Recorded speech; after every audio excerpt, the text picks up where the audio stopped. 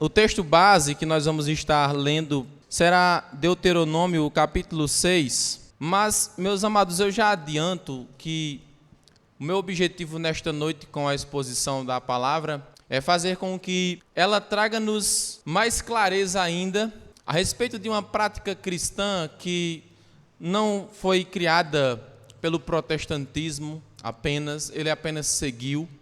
Não foi criado por uma pessoa específica, foi criada por Deus, que é o culto doméstico. Acredito que vocês já ouviram falar esta frase, esta palavra, este nome, culto doméstico, que nós vamos observar que não é algo, um bicho de 7 cabeças, nós vamos observar que é algo que surgiu naturalmente diante do que Deus assim ele esteve fazendo, criando o homem com este objetivo. Se nós olharmos para o jardim do Éden, quando Deus ele cria Adão e Eva, que dá instruções certamente aos mesmos, desde o Éden, o homem ele foi ensinado a estar como família, como João Crisóstomo chegou a dizer, ele disse, faça da sua casa uma igreja. E a família, desde então, seguiu esta recomendação, este mandamento, não é nem recomendação bíblica, que certamente Caim e Abel, eles aprenderam a cultuar ao Senhor por meio dos seus pais. Adão teve a responsabilidade de passar para sua esposa e ambos a responsabilidade de passar para os seus filhos. E nós observamos em Gênesis capítulo 4, ambos cultuando a Deus, os sacrifícios de Abel e de Caim.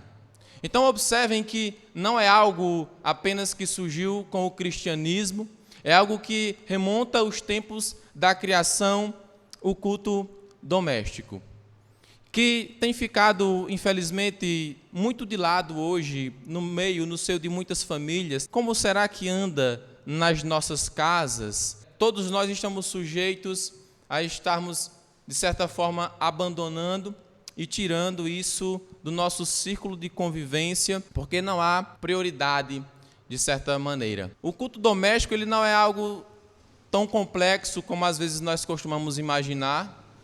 É nada mais, nada menos que um momento que a família ela se desliga de tudo ali fora e ela vai tirar aqueles minutinhos para juntos, seja marido e mulher, seja você inclusive só, mesmo que não tenha casado ainda. Eu sempre enfatizo que as mensagens que nós falamos aqui sobre família não significa dizer apenas que você tem que ser casado, tem que ter filhos para ouvir estas mensagens, porque todos nós fazemos parte de um círculo familiar. E a não ser que você tenha dom do celibatário, para se abster de fato da sexualidade, da questão dos desejos sexuais, você certamente vai precisar casar em um certo momento da sua vida, constituir uma família e, diante disso, já colocar essas práticas reais acontecendo ali na sua vida, no cotidiano. Desde pequenininho, seus pais vão lhe ensinando, você já vai crescendo sabendo disso.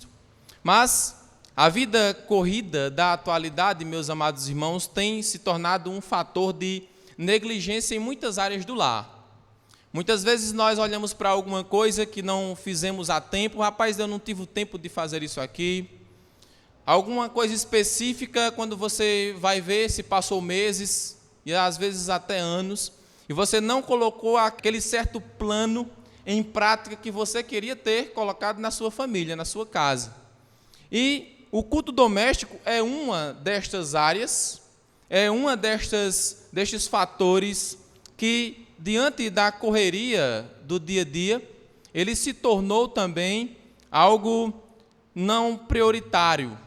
Não é que tenha ocorrido, meus irmãos, algo extremamente grandioso, um evento, um acontecimento que de fato impossibilitou especificamente as famílias cristãs de realizarem isto nos seus lares. Quando nós vamos analisar, avaliar, não foi nada disso que aconteceu, mas isso acontece quando este momento, esta prática da família, seja eu ali buscando ao meu Deus no meu quarto, seja eu com a minha esposa, seja eu com os meus filhos, nós vamos observar que isso, infelizmente, perdeu um pouco de espaço nos nossos lares, diante de muitos fatores, mas que não são fatores justificativos para nós estarmos com essa prática sem ser real no nosso lar. Então isso acontece muitas vezes quando a família, quando nós não conhecemos o que é o culto doméstico, ou quando nós não cremos também no culto doméstico, assim como também nós não cremos nos seus benefícios que ele traz para as nossas vidas. E isso é real. Ele traz benefícios extraordinários para a nossa casa. A família cristã, ela passa a, assim, estar mais relacionada, com um relacionamento mais próximo com Deus, de maneira extraordinária que a sociedade ela é atingida, ela é impactada. Certa vez, o Oliver Hayward, que foi um puritano do século XVI, ele ouviu muitos burburins, e ele ouviu na sociedade muitas pessoas reclamando que estava acontecendo um declínio da piedade no meio social. Isso de forma geral. Quando ele vai observar, né, diante do nosso tempo, não é um pouco e não é tão distante, e não é estranho ao nosso tempo isso, ele esteve reconhecendo, meus amados irmãos, que há uma reclamação geral a respeito justamente da decadência do poder da piedade, pelo contrário, uma inundação da impiedade. Está acontecendo o avesso. Ao invés de observarmos a piedade na nossa sociedade, nós estamos observando acontecer a impiedade.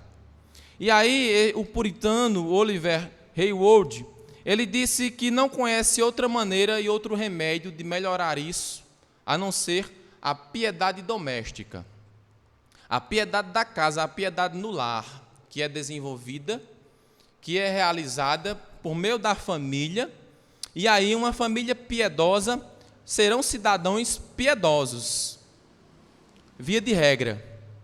Consequentemente, teremos então mais piedade no meio social. Então, ele reconheceu isso, e nós corremos o risco, meus queridos, de nos reunirmos, todo culto público de domingo, nós corremos o risco, meus amados, de ouvirmos a palavra do Senhor, de participarmos de momentos de comunhão com os nossos irmãos dominicalmente, e ainda assim, durante a semana, não abrirmos a palavra do Senhor em nossas casas para refletirmos sobre ela com os nossos familiares. Corremos este risco, se não tomarmos cuidado, e então ela vai se tornando algo raro de acontecer. E eu vou sempre utilizar muito essa palavra, o culto doméstico, porque eu quero levar para isso aqui. Ele é tratado como muitas vezes opcional, como algo que, bom, se acontecer, tá legal. Se não acontecer, a rotina ela vai engolindo silenciosamente e aquilo já não se torna algo mais uma prática comum na vida cristã. Então essa palavra ela é ainda mais verdadeira hoje. É justamente para isto que Moisés, por meio da leitura de Deuteronômio aqui, a partir do capítulo 6, ele vai direcionar os nossos olhos para nós vermos o quanto que isto aqui tem a ver com esta prática na vida familiar. E aí, meus queridos irmãos, é justamente isso que Moisés vai tratar nesta passagem, que eu quero ler com os amados, Deuteronômio capítulo 6, versículo 4 ao versículo 9. Moisés, ele vai falar: ouve, Israel, o Senhor nosso Deus, ele é o único Senhor. Amarás, pois, o Senhor teu Deus de todo o teu coração, de toda a tua alma e de todas as tuas forças. Estas palavras que hoje te ordeno estarão no teu coração. Tu as inculcarás a teus filhos e delas falarás assentado em tua casa, e andando pelo caminho, e ao deitar-te e ao levantar-te. Também as atarás como sinal na tua mão, e te serão por frontal entre os olhos. E as escreverás nos umbrais de tua casa e nas tuas portas. Até aqui, meus queridos, vamos orar ao nosso Deus mais uma vez. Senhor, nós te agradecemos, Pai, pela noite que o Senhor nos concede, pelo dia como um todo, mas por este momento especial, Deus, que temos de nos reunirmos na tua casa, ouvirmos a tua palavra, sermos alimentados e sermos fortalecidos, Senhor, com a presença dos nossos irmãos aqui. Que o Senhor fale aos nossos corações nesta noite, Deus, e esteja fazendo da nosso lar, da nossa casa, um local de bênção, um local onde o Senhor é de fato buscado, onde o Senhor tem prioridade. Senhor, nós te agradecemos por tudo, em nome de Jesus, amém. Eu não sei se os amados já ouviram falar, né? Mas esse texto ele é reconhecido na cultura e na literatura hebraica, judaica, como o Shema. Shema é justamente por causa dessa palavrazinha que temos no versículo 4, ouve, né? E ele segue: Israel, o Senhor nosso Deus é o único Senhor. Então essa palavra ouve, do hebraico, literalmente, ela significa Shema, e ela é traduzida literalmente como ouve. Então esse trechozinho ficou conhecido como o Shema. Quando fala isso no meio judaico, eles já sabem essa passagem certamente de cor. Ele é justamente, meus queridos irmãos, a essência da fé e do compromisso com Deus que nós precisamos ter. Ele estabelece aqui a adoração, nos dizendo que ela deve ser exclusiva na nossa vida, a adoração a Deus, e ela deve vir de todas as partes do nosso ser, a adoração a Deus, estabelecendo que essa adoração, ela deve fazer parte da nossa vida, inclusive nos nossos meios de convivência, de forma geral, e claro, para onde o texto nos aponta aqui é para o convívio familiar, você e sua família dentro de sua casa, você e seus filhos, você e sua esposa. Então ele faz parte, meus amados irmãos, desse trecho aqui de Deuteronômio, que significa literalmente a repetição da lei, o livro de Deuteronômio. Moisés ele está aqui com a congregação de Israel reunida no deserto, prestes já a adentrar na terra prometida, e tem ali uma nova geração que não tinha ouvido a lei ainda, certo? E então, se vocês observarem no capítulo 5, vai ter inclusive a repetição do decálogo dos 10 mandamentos. E aí Moisés ele segue repetindo de certa forma em todo o livro de Deuteronômio, o que ele abordou em todos os outros livros anteriores, desde Gênesis, a lei que ele recebeu de Deus, ele vai repeti-la aqui neste momento. E então, meus amados irmãos, esse texto que nós lemos aqui, o livro de Deuteronômio, ele é composto por, na maioria dele, 3 grandes discursos de Moisés, onde nesses discursos ele vai estar repetindo esta lei, e o Shema aqui, estes versos que nós lemos, faz parte do segundo discurso de Moisés, repetindo a lei para a nova geração que vai adentrar na terra prometida, e chamando eles a um compromisso com a aliança do Senhor. Moisés tem este intuito, este objetivo, chamar o povo a este compromisso de aliança, e ele então parte nos dizendo que uma parte desse compromisso tem que ser como prioridade a fidelidade familiar. O Senhor, o Deus da aliança, ele exige uma fidelidade familiar nossa. Então não é você isoladamente. Deus ele trabalha com famílias. E nós falamos muito disso aqui, nós nos dizemos que nós somos uma igreja aliancista, porque reconhecemos essas alianças em todas as escrituras. Deus ele faz uma aliança conosco, com o seu povo. Então, sua importância, ela é tamanha dessa passagem, meus irmãos, que o próprio Jesus, em Marcos capítulo 12, versículo 29, o próprio Jesus repete Deuteronômio capítulo 6, versículo 5, nos falando que nós devemos amarás o Senhor nosso Deus de todo o nosso coração, de toda a nossa alma e de toda a nossa força. O Senhor Jesus, ele repete isto lá no Novo Testamento. Então o que Moisés ele está fazendo aqui não é apenas, meus amados, ensinando uma certa prática religiosa à nação de Israel.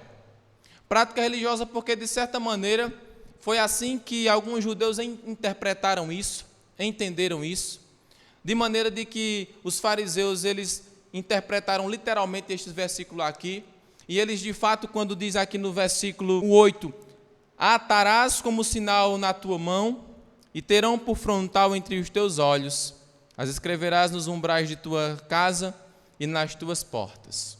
Os fariseus, eles levaram isso aqui tão a sério que, de fato, eles criaram uma espécie de filactério, que se chamava assim, e amarravam nos seus braços umas caixinhas, também aqui entre os seus olhos, uma caixinha que eles inventaram, e colocaram também essas caixinhas nos umbrais, nas entradas das portas da sua casa, de maneira que eles pegavam partes das Escrituras e colocavam nessas caixinhas, e quando necessário eles só baixavam assim como um rolinho mesmo e liam ali os trechos, esse trecho aqui do Shema que o Senhor deu a Israel.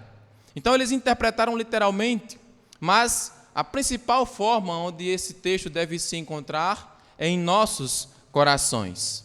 O que Moisés faz então não é apenas falando a respeito de uma prática religiosa, ele está convocando o povo, meus amados irmãos, a organizar toda a sua vida familiar, envolvendo todos os membros da família, e está assim organizando eles em torno de uma verdade central, que esta passagem aqui apresenta, a verdade de que o Senhor, ele é o único Deus, e por isso, esse Deus, ele precisa ser o centro do nosso lar. Se o Senhor, ele é o único Deus, ele precisa ser o centro da nossa casa. E aí, são estas três fundamentações, estes três ensinos que eu quero ver com os amados irmãos nesta noite, de certa maneira prática e também não tão extensa, mas que sirva para que nós estejamos meditando da maneira de como nós temos agido na nossa casa semanalmente, diariamente, do nosso relacionamento familiar com o nosso Deus. Se o Senhor, ele é o Deus de aliança, um Deus de família mesmo, ele se importa conosco, ele quer um compromisso, um relacionamento pessoal conosco, então ele não só é um Deus de se relacionar durante os domingos na igreja. O Senhor, ele é um Deus e ele nos salva, ele nos deu vida para que nós tenhamos um relacionamento constante com ele, de forma que você vai ter prazer em falar deste Deus onde quer que você vá, de forma que você vai ter alegria em compartilhar deste Deus com o seu cônjuge e com os seus filhos, de maneira com que eles vão crescer ouvindo ser aquele o assunto principal da sua casa. Então, primeiramente, nós vemos sobre o fundamento. Quem é o Senhor do seu lar? Pergunta para nós iniciarmos refletindo e já abordando esse primeiro ponto, que é o fundamento desta passagem aqui. Os versículos 4 e 5 diz novamente: ouve, Israel, o Senhor nosso Deus é o único Senhor. Amarás, pois, o Senhor teu Deus de todo o teu coração, de toda a tua alma e de toda a tua força. E aí Moisés, ele abre este capítulo aqui, esta versão, diante do que ele falou anteriormente, da repetição da lei que ele falou. Então ele vai trazer o fundamento de tudo isso aqui, para o qual eles vão estar então olhando, se centralizando para obedecer tudo o que Moisés falar. É uma das verdades mais centrais da teologia que Moisés aqui, ele está falando à nação de Israel, e que Cristo repete no Novo Testamento. Ele diz: o Senhor, o nosso Deus, ele é o único Senhor. Então, a nação de Israel, meus amados irmãos, eles se envolveram em certos momentos com falsos deuses. E ele usa o nome de Deus, o nome mais sagrado, o nome próprio de Deus, aqui no original. Se você for estar olhando, você pode observar Senhor no português em longas passagens das Escrituras. Mas no original tem sempre um nome específico que Deus, ele se apresenta. Quando ele se apresenta a Moisés da sarça ardente em Êxodo capítulo 3, ele vai então estar se apresentando a Moisés com o seu nome próprio, Iavé, ou Yahweh, como alguns costumam pronunciar. O nome próprio de Deus, que os judeus eles consideraram um nome santo, tão santo e próprio mesmo, que eles não pronunciaram mais. Inclusive, nem sabe-se se esta aqui é a sua pronúncia verdadeira, porque perdeu de certa forma no caminho, porque os israelitas eles não ousaram repetir, tendo muito sagrado este nome. Então, quando Moisés ele fala que ele resgata a essência de Deus que ele ouviu lá no Êxodo, o Senhor, né, o teu Deus, Israel, ele é o único Senhor. Não há outro Deus. O mesmo Deus que se revelou a Moisés, Moisés diz, olha, esse Deus, ele é o único Senhor. Ele é o Deus que libertou Israel do Egito. Ele é o Deus que cumpre, meus irmãos, as suas promessas. Então, em meio a um mundo cheio de diversas divindades falsas, seja lá o tempo que seja que se encontre, sempre vai haver. No caso de Israel, eram os deuses cananeus, que Israel serviu muitas vezes, mas no nosso tempo nós sabemos que há muitos outros deuses. O dinheiro é um deus. Nós sabemos que o sucesso em si é um deus. Nós sabemos que o prazer é um tipo de deus. Tudo aquilo que você coloca acima de Deus na sua vida é um deus. E então hoje há muitas falsas divindades em nossas vidas, ocupando muitas vezes, provavelmente, o lugar do nosso Senhor. Pode ser uma prioridade que nós damos, inclusive, ao trabalho, ao dinheiro e assim por diante. Moisés, ele é radical nesta afirmação, falando que se alguém pressupõe que existe um outro Deus, é mentira.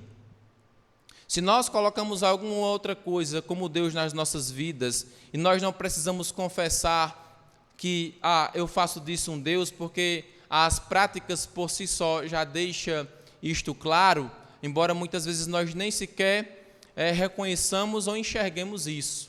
Muitas vezes é necessário que uma pessoa de fora veja como nós tratamos certa coisa, para ela dizer, rapaz, você está fazendo disso um Deus. Por exemplo, muitos pais fazem dos seus próprios filhos deuses na sua vida. E aí não existe outro Deus. Tudo, meus irmãos, o que compete com Deus em pé de igualdade ou acima dele, nós colocamos como sendo um Deus, ele se torna o centro da nossa vida e, de certa forma, o centro do nosso lar. Mas Moisés está dizendo aqui que caso exista algo assim, isso é mentira. Não venhamos dar atenção a coisas como esta.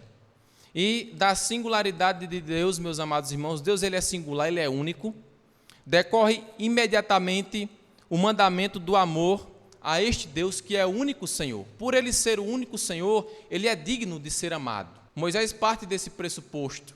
E é por isso que no versículo 5 ele diz, olha Israel, nação israelita, se o Senhor, o nosso Deus, ele é o único Senhor, então ame ele de todo o teu coração. Ame ele de toda a tua força, de toda a tua alma. Moisés ele chega nesse ponto nos mostrando as 3 dimensões da nossa vida. E que 3 dimensões são estas? O coração, a alma e a força. Por que que Moisés faz essa repetição, né? Inclusive, quando ele usa a palavra toda, é uma repetição que no hebraico exige atenção. Quando nós lemos isso nas Escrituras, é para dar atenção àquilo ali. E aí ele apresenta essas 3 dimensões da nossa vida, meus irmãos. Uma delas, o coração, ele é o centro das nossas decisões. O nosso coração, que nós às vezes chamamos de mente também, ele é o centro da nossa vontade. Tudo aquilo que conduz nossa vida, a questão moral, a questão espiritual, aquilo que nós consideramos como certo ou errado, está no nosso coração, faz parte dele. Então, Moisés aqui está falando para nós amarmos a Deus com o nosso coração. Isso significa decidir obedecer a Deus, mesmo quando as nossas emoções dizem o contrário. Um exemplo, às vezes tem crentes que dizem, né, Flávio, a gente falou até disso quarta-feira, sobre perdoar. Às vezes nós dizemos que perdoar é uma coisa muito difícil, que é até impossível. Mas o crente, ele não tem escolha. A Bíblia, Deus, ele nos manda perdoar. Então não é por emoções ou por acharmos que talvez dê certo ou não. A gente faz porque Deus ele manda. Então, quando nós perdoamos, nós estamos obedecendo o Senhor de todo o nosso coração. Quando nós decidimos fazer alguma coisa que talvez a nossa mente diga o contrário, nós estamos amando o Senhor de todo o nosso coração. Quando ele diz de toda a tua alma, aqui já é algo mais extenso, já é algo mais grandioso, fala da totalidade da nossa vida, de quem de fato nós somos. Então, quando ele diz isso, não é apenas um sentimento religioso que nós devemos ter para com Deus, meus irmãos, mas é colocar o Senhor no centro da nossa vida como um todo. E aí ele chega a essa parte de toda a tua força, literalmente com todos os recursos da nossa vida. Literalmente, meus irmãos, com os esforços práticos da nossa vida, com a nossa energia, nós devemos amar o Senhor, obedecer a Ele desta maneira, nestas 3 dimensões, de maneira que, abrangendo todas elas, Deus ele vai ser amado de forma completa por nós. Então, o culto doméstico, chamando esta atenção para este momento na nossa vida, do nosso lar, com a nossa família ali, isso se resume a dizer que ele não existe no vácuo, o culto doméstico, o nosso momento familiar com Deus. Não é assim que acontece. Ele é uma expressão deste amor. Moisés aqui ele vai apontar para este relacionamento familiar nos versos seguintes, 6, 7, 8 e 9 em diante. Ele aponta para este meio familiar, meus irmãos, ele não funciona como uma obrigação mecânica que nós devemos falar para a nossa esposa, para o nosso cônjuge, para o nosso marido ou para os nossos filhos. O culto doméstico ele não vai funcionar desta maneira.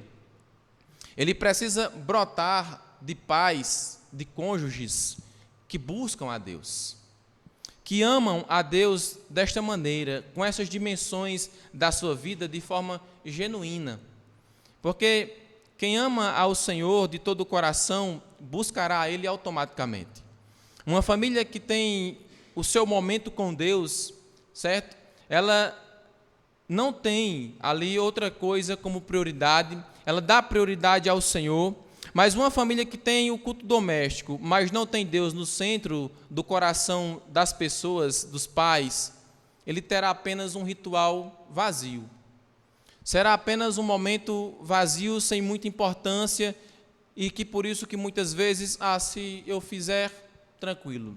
Mas se eu não fizer, também não tem tanta importância assim.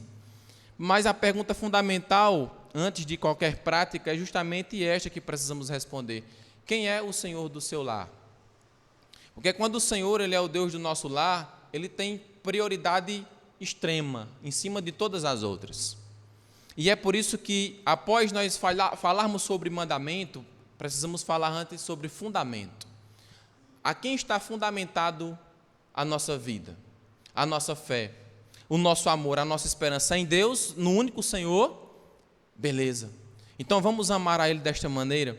Então, agora, vamos fazer essa prática que os versículos 6 e 7 nos diz, que ele diz assim: e estas palavras que hoje te ordeno estarão no teu coração. Tu as inculcarás a teus filhos, e delas falarás assentado em tua casa e andando pelo caminho, e ao deitar-te e ao levantar-te. Moisés, ele segue dizendo agora a respeito do que eu vou fazer e de como eu vou fazer. De como eu vou praticar com o cônjuge, com os meus filhos, este amor no dia a dia da minha casa, no meu lar.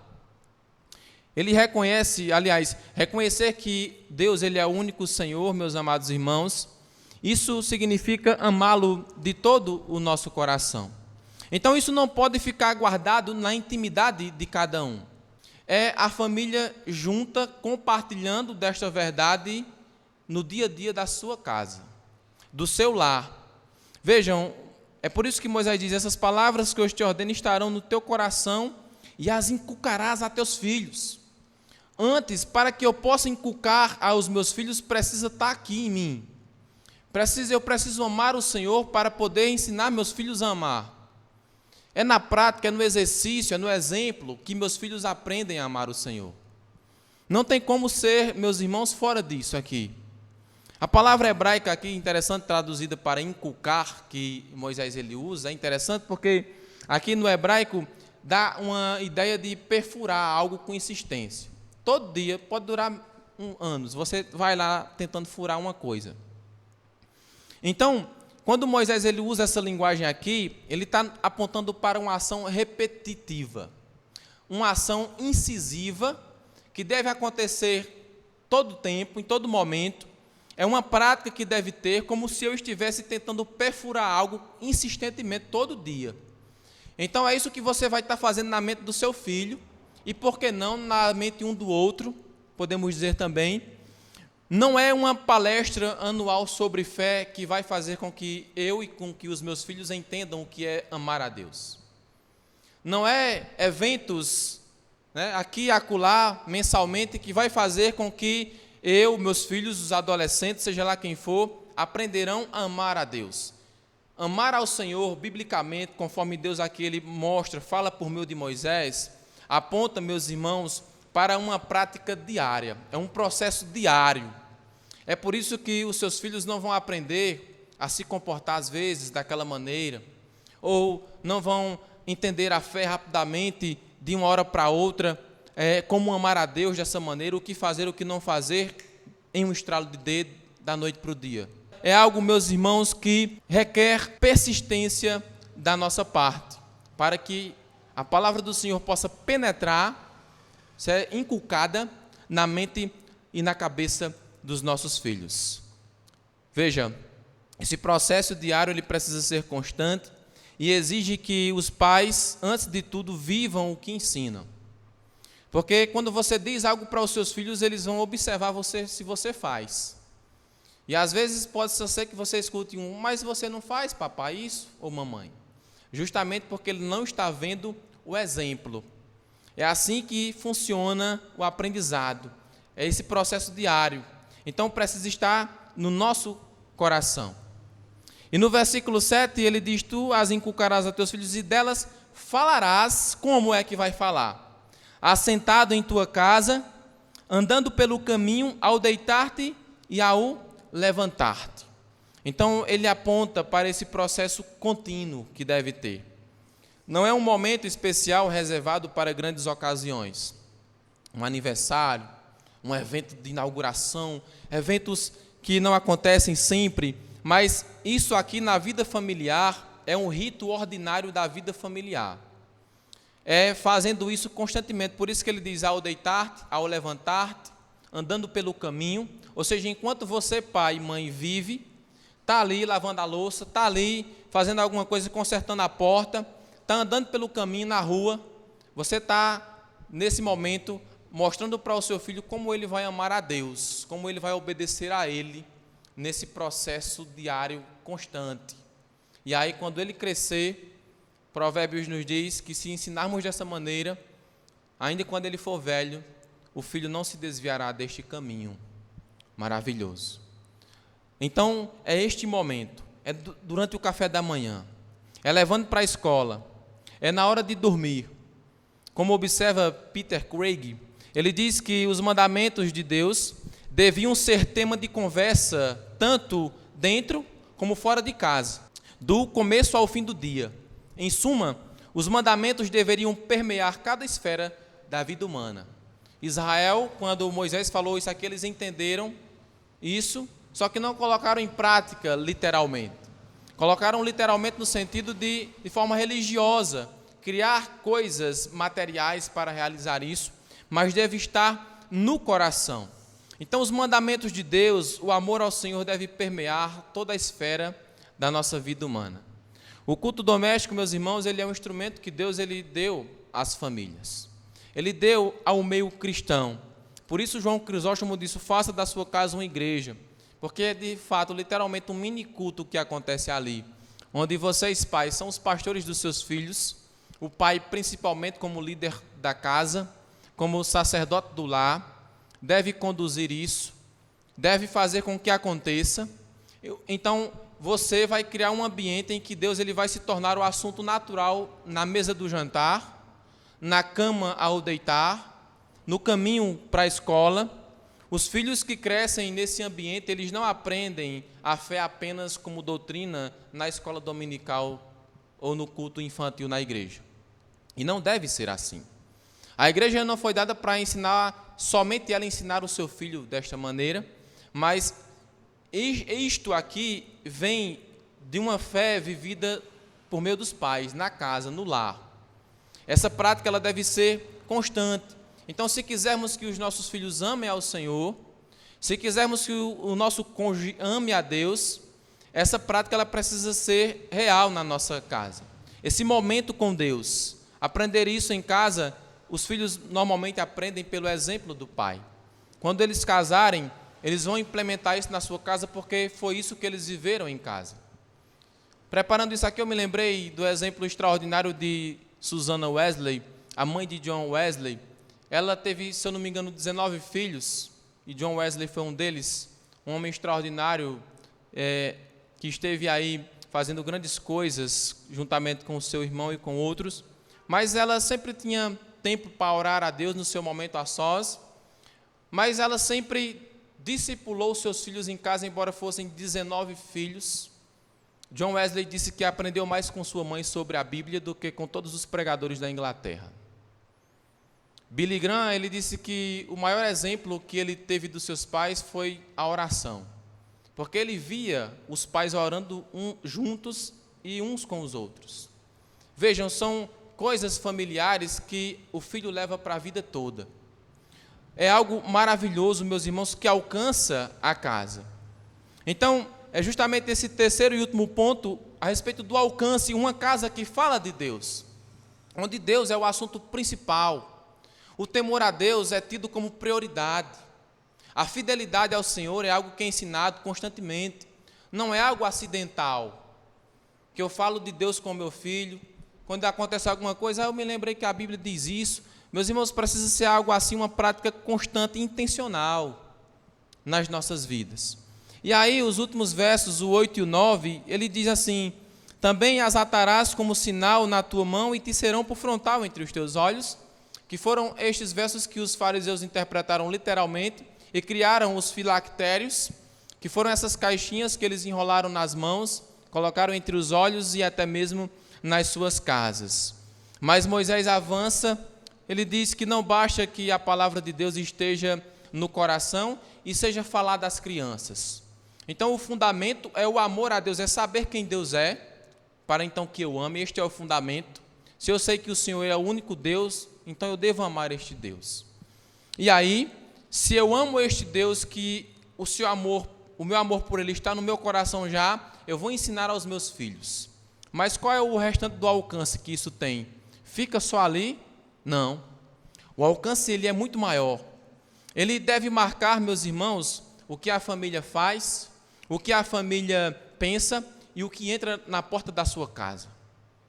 É isso que Moisés diz nestes 2 versos finais aqui. Quando ele fala de mãos, não é para eu, de fato, literalmente amarrar algo na minha mão, escrever aqui, até tatuar o versículo no meu corpo, sei lá o que mais possa se fazer, interpretando este versículo de forma errada. Mas as mãos aqui, apontam para aquilo que governa a nossa vida, aquilo que nós fazemos, aquilo que governa o que a família faz.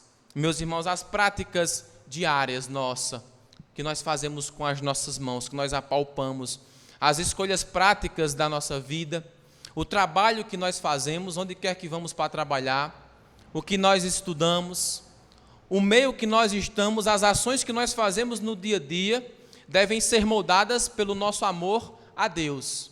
Então, se eu quero que os meus filhos sejam varões e varoas que após crescerem vão estar no trabalho onde quer que eles estejam, de forma que eles amem a Deus de fato, eles precisam ver isso na minha vida sendo exercitado, praticado no meio familiar, para que eles saibam. Eu aprendi com os meus pais, e é bíblico, que eu não devo roubar, que eu não devo mentir, que eu não devo me prostituir, que eu não devo fazer isso, isso, isso e isso. Porque eu aprendi com os meus pais e é bíblico, porque nós amamos o Senhor. É a resposta que o seu filho vai dar nas suas ações. Ele diz, coloca também entre os teus olhos. Então, é justamente apontando para aquilo que governa a nossa mente. É aquilo, meus irmãos, que a família vai pensar, que nós vamos ver, enxergar, absorver no nosso dia a dia, na nossa vida. A cosmovisão que vai ser moldada na mente do seu cônjuge ou na mente dos seus filhos vai depender daquilo que ele vê diariamente ser vivido na sua casa, que ele escuta dos seus pais, daquilo que os pais eles de fato realizam. Isso se chama cosmovisão, é a visão que eu tenho de mundo. Qual é a visão de mundo que você quer que o seu filho tenha, que o seu cônjuge tenha? É uma visão de amar a Deus? Então realize estas coisas na sua casa. E aí, quando ele diz sobre os umbrais das portas, coloca também nos umbrais, que eram aquelas partes de madeira, né, que ficava acima da porta aqui, que segurava, de fato, dava um reforço na porta, que hoje nós chamamos de forra, né? Essa forra aqui. Então, tanto nos umbrais, quanto nas portas, ele está aqui apontando para aquilo que vai governar a nossa casa, para aquilo que vai entrar pela nossa casa e aquilo que vai sair da nossa casa. É com base em quê que eu tenho certas práticas na minha casa? É por isso que muitas vezes, diante de certas práticas, a pessoa vai dizer, tu aprendeu isso aonde, menino? Foi em casa? Foi? Porque essa frase é real, né? E aponta para onde nós somos moldados, principalmente, é na nossa casa. Porque é aqui que nós recebemos a instrução dos nossos pais desde pequeno. Aquilo posteriormente que vai governar a nossa casa, que vai sair, é a cultura que permeia o nosso lar. A cultura que permeia o nosso lar deve ser a cultura bíblica, divina.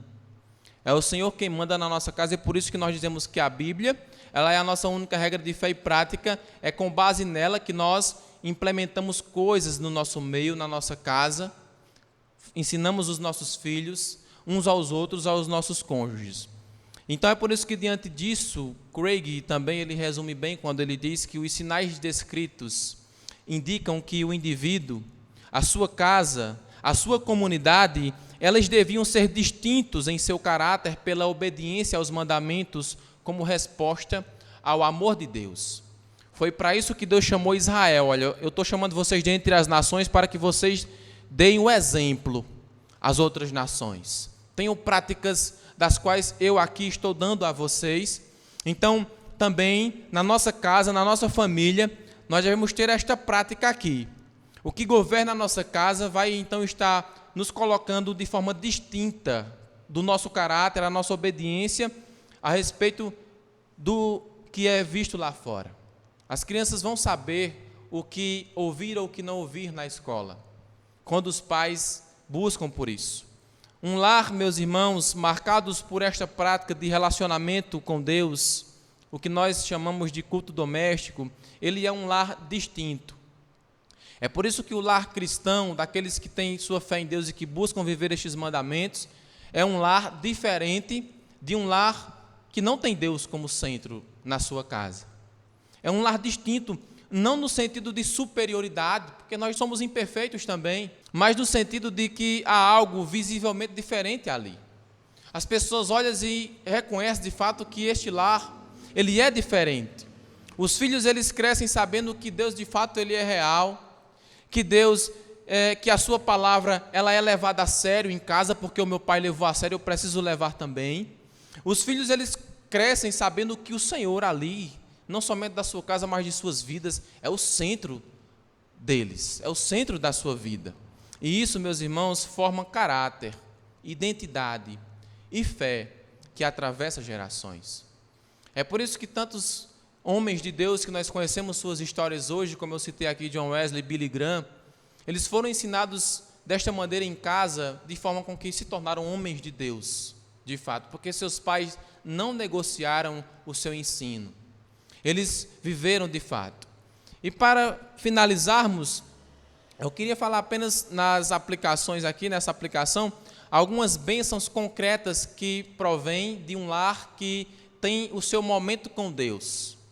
O que nós chamamos de, repetindo, culto doméstico. O que é que acontece? 4 coisas. primeiramente acontece uma certa blindagem espiritual. O que é isso?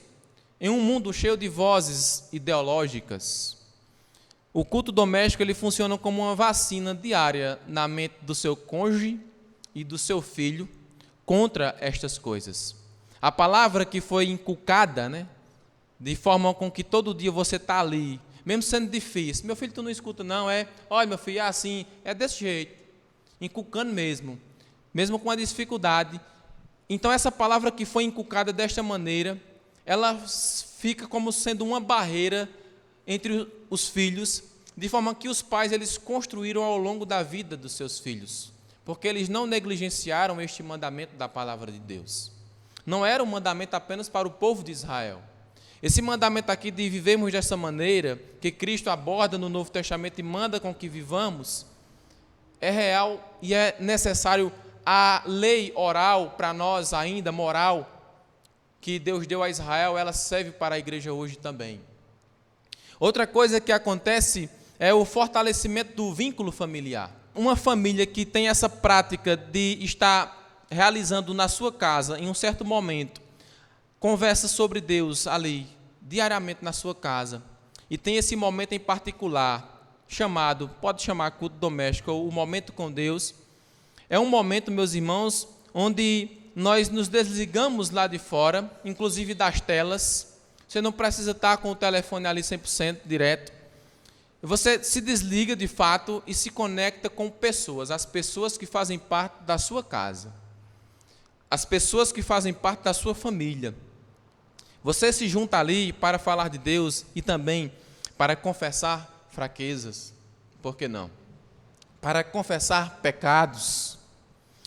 A família é para isso. E tem se perdido essa prática de confessar os pecados uns aos outros, dos cônjuges conversarem entre si, dos pais conversarem com seus filhos. Tem sido algo aí acidental nos lares, muitas vezes. De forma geral, quando a gente olha mesmo. Então, é um momento que nós usamos para orarmos juntos uns pelos outros, meus irmãos. Como é que o seu filho vai aprender a orar se ele não lhe ver orando? São momentos também que servem para que nós venhamos a rir juntos, estarmos ali na convivência do lar. É um momento para que nós venhamos a criar memórias e legado. Isso que eu citei destes homens de Deus aqui foi um legado na vida deles. Foi uma memória que o tempo não levou. Brinquedos os seus filhos podem esquecer. Certas práticas o seu cônjuge pode esquecer. Mas aquilo que é vivido, como a palavra de Deus ali no centro, e a palavra de Deus sendo aquilo que nos educa, sendo aquilo que nos alimenta, que nos sustenta, dificilmente seu filho ele esquecerá. E é por isso que gera memórias e legado. Isso é uma bênção bendita para o seu filho. E por último, um ambiente de paz é gerado também. Porque cônjuges e pais e filhos que oram juntos resolvem problemas mais facilmente, porque a presença de Deus traz uma paz que dinheiro nenhum compra. A presença de Deus, o ensino no lar desta maneira, traz este legado que bem material nenhum pode comprar. Você pode fazer acontecer na sua casa. Isso não é coisa do passado, culto doméstico, o momento com Deus. Isso é coisa de família cristã, que precisamos viver, de fato, compartilhar, ter este relacionamento familiar em casa com os nossos familiares. Por isso que o Senhor deu para o seu povo aqui, que nós lemos em Deuteronômio, para que nós, de fato, fizéssemos acontecer, meus amados irmãos. Então, não precisa de muito tempo. 20 minutinhos, você pode fazer um momento como este com a sua família, no máximo 20 minutinhos. Às vezes, nós passamos 20 minutinhos no scroll do celular, do mouse, girando, né, nas redes sociais. Às vezes uma conversinha jogada fora, quando a gente vai olhar, meu Deus, já passou uma hora aqui, deixa eu ir embora. Porque a prática, que Euriques até falou isso hoje essa manhã, as práticas que alimentam a nossa alma são tão difíceis para nós. Nós colocamos tanta dificuldade, nós colocamos tantos empecilhos em viver algo que Deus deu para nós. Isso é maravilhoso. Se me permitem mencionar até Thaís e Dayan, de vez em quando eu vejo que Thaís coloca lá no story dela, Dayan tocando uma música, né, as criancinhas lá lendo a palavra com eles. É isso, fazem em casa com seus filhos, com seu cônjuge. Continuem, incrementem ainda mais, vivam isso de fato, e os seus filhos vão crescer com este legado, mas coloquem a palavra como centro, cantem uma música, não precisa muita coisa, você não precisa ser teólogo. Leia um versículozinho aqui da Bíblia e fala o que foi que Deus falou a você, no seu coração, a respeito daquilo. Aí vocês louvam junto e oram juntos. E assim a vida familiar segue. Amém, meus irmãos? Então, que Cristo ele possa nos ajudar e de fato ele nos ajuda. Porque nenhuma família consegue viver isso por força de vontade própria. E talvez seja porque nós queremos viver por força de vontade própria que não tem dado certo. Nós, meus irmãos, por inclinação, nós somos egocêntricos por natureza.